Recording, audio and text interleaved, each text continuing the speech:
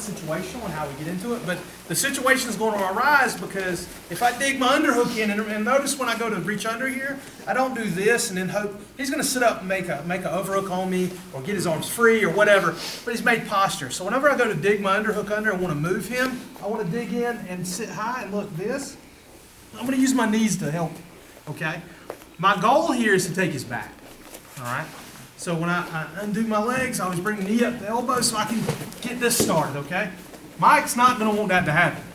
And a lot of times, as soon as I'm here and he feels this, he's going to make a pretty good overhook on me. That's going to, slow me down getting off my hip. I can still have a battle, maybe win it, maybe limp arm, but if he makes this overhook on me while I'm still down, it's easier for me to burrow underneath him, okay? Now I'm going to make the same motion I did to load him again. I loaded to get on my hip, but now I want to get onto my other hip.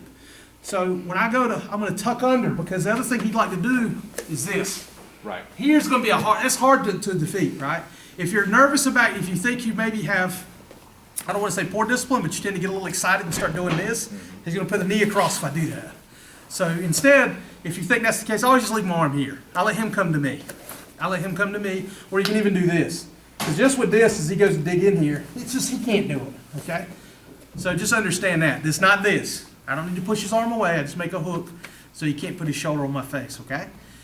So when I go to dig under, since we've done it a few times, I'll talk to you maybe a little bit more about being a little more proactive with some things that can happen.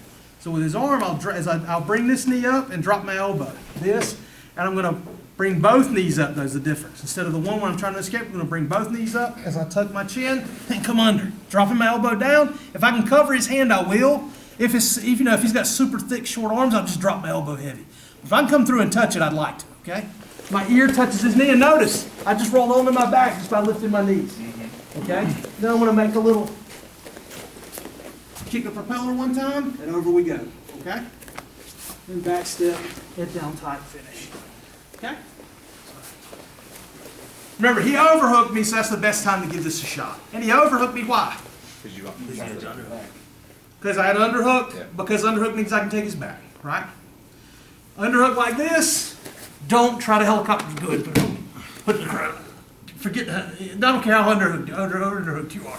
You're not sweeping shit there, right? Remember though, we can battle back. If I get here and he starts to pummel down on me, no, just cross face me. Now this, hand underneath, fight your way back. He's threatened again, right? And his pressure to keep me back on my back is going to help me. He wants me flat. Yeah. Drop, kick, roll. Okay? Let's try. 1, 2, 3.